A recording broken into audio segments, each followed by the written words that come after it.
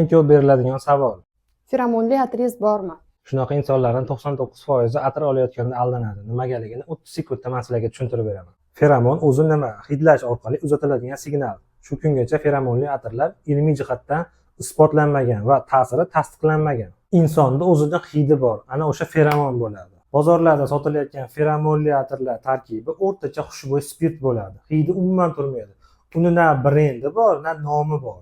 Feromonli atir olib sepsam zo'r chiqadi deb o'ylamanglar, xato qilasizlar. O'zlaringga bo'lgan ishonchni vashi o'ldirib yuborasizlar. Feromonli losyonlarni ham ishlatish tavsiya bermayman. Nimaga desalaring, ko'zalaringga razdражение berib, narsa toshtirib yuboradi. Nimaga sotilyapti unda desalaring, bu marketing, inson ishonuvchan bo'ladi.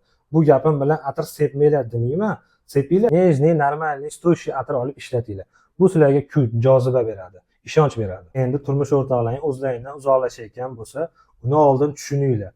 Har bitta ishda поддержка qilinglar. O'zlaringni ozoda tutinglar. Erkak kishi oshqozoni bilan sevadi.